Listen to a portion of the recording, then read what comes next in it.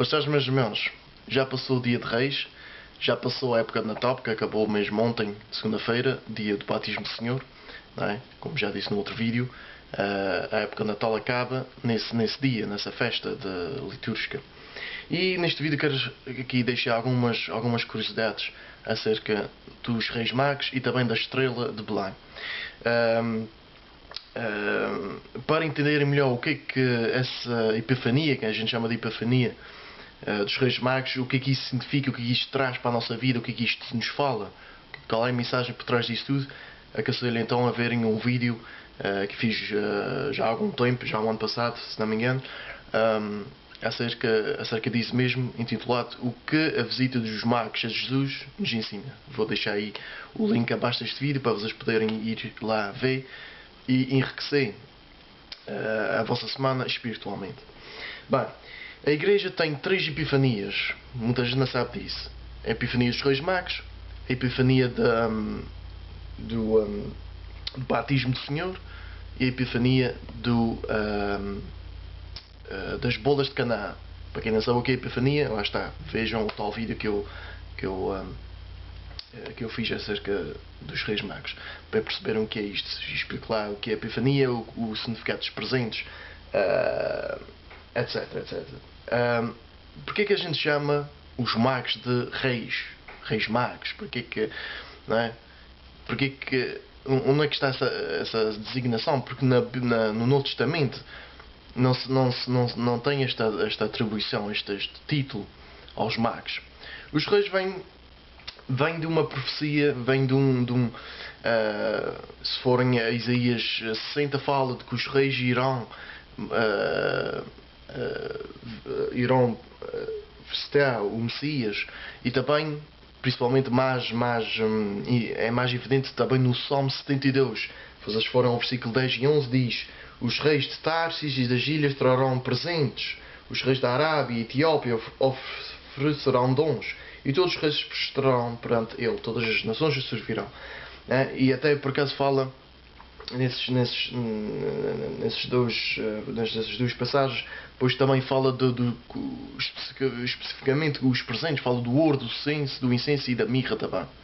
Portanto, é interessante ver que já no Antigo Testamento, já há muitos séculos antes de Cristo vir ao mundo, já havia profecias acerca disso, desse acontecimento da Epifania. Depois, há a tradição de dizer que eram 3 reis magos, mas a gente não sabe ao certo se eram 3, se eram mais, não é? Provavelmente era mais, havia um maior grupo desses sábios do Oriente, os magos, não é? Esses sacerdotes persas ou babilônios. Porque a atribuição do número 3 tem a ver com o facto de ser só 3 presentes. Portanto, as pessoas associavam 3 presentes, então foi só 3 reis magos, cada um levava um presente e dava ao menino, não é? Jesus. Portanto, veio, mas de qualquer maneira, segundo a tradição, foi-se preservar as relíquias, os ossos desses reis magos, e foram transferidos para a Catedral de Colónia, na Alemanha. Vocês, se procurarem na internet Catedral de Colónia, eles vão ficar fascinados, porque é uma catedral espetacular, estilo gótico, e tanto por fora como por dentro aquilo é magnífico, aquilo é uma obra espetacular. Vocês têm que ver, para vocês apreciarem bem onde é que estão essas relíquias dos Reis Magos. Depois, os nomes, de onde é que veio isto? Veio já muito tarde, veio, por exemplo, num manuscrito de Paris, no final do século VII, em que aparecem os nomes Betisária, Melchor e Natassa, mas depois no século IX foi chamado de Melchior, Baltazar e Gaspar. Ora bem, o Melchior normalmente é aquele que é mais idoso, a representação dele, aquele que tem mais idoso, tem uma barba maior, e provém, e é assim, tem uma cor assim de pele branca, assim, que vem a ser a representação do continente europeu, e este oferece ouro ao menino Jesus. O Gaspar é o mais jovem, é o adulto mais jovem de todos entre os 3, e tem como a representação, a região asiática, tem assim os olhos mais um bocadinho fechadinhos, vem a ser a representação do continente asiático, e este oferece o incenso. Depois vem o Baltazar. O Baltazar é aquele que é mais maduro, é um adulto mais assim para a meia idade, e é negro, que representa o continente africano, e este oferece a mirra. Na época não se conhecia as Américas, por exemplo, portanto, não havia na altura uma representação desse continente.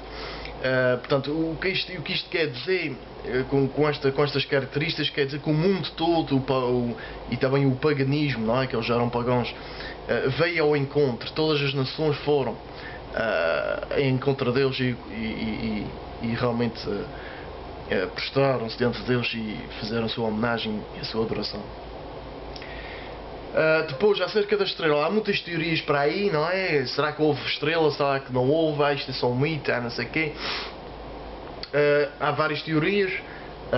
Há, por exemplo, uns dizem que foi um cometa, outros dizem que foi mesmo uma estrela e que por intervenção divina a estrela moveu-se. Outros dizem que foi um anjo no céu com a sua luz resplandecente que guiaram os Reis Magos. Mas também há estudos agora astronómicos que afirmam que na altura onde há 2000 anos atrás, mais ou menos, houve uma conjunção dos planetas Saturno e Júpiter na constelação de Peixe. Neste sentido, os Reis Magos eram astrónomos que olhavam para o céu e estudavam as estrelas, não sei o quê. E na antiga astronomia, o Júpiter era considerado como a estrela do príncipe do mundo. E o Saturno no Oriente era como a estrela da Palestina, e a constelação de Peixe tinha como o signo do final dos tempos. Portanto, toda esta conjunção para aqueles magos significava que o fim dos tempos estava próximo, que ia acontecer alguma coisa, que haveria esse rei do mundo, portanto uma figura assim coisa que vinha e que o fim estaria próximo, coisa. Por isso é que portanto, depois deduz que também os reis magos tinham algum conhecimento de profecias messiânicas dos judeus, não é? E é por isso que eles então vieram a Jerusalém, que é a capital, vamos assim dizer, do judaísmo, não é? Onde tinha lá o templo. Vieram a Jerusalém e foram perguntar ao rei lá, que era o rei Herodes, onde está o rei dos judeus, não é? Onde é que tinha nascido esse tal rei, não é? Eles sabiam que tinha que ser naquele ano que haveria de nascer este rei, por causa desta constelação, desta conjunção toda planetária e estrelar. Portanto, meus amigos, é isto que eu queria dizer. Portanto, não ficam aí desanimados se alguém vos disser isto é só um mito, isso não sei o quê. Não. Isto tem o seu contexto histórico, tem também as suas representações para também transmitir uma mensagem, não é, ao mundo. Os evangelistas criaram assim algum aparato para fazer assim uma catequese, não é? Também os evangelistas tinham aquele intuito de também oferecer uma catequese aos pagãos e a todos.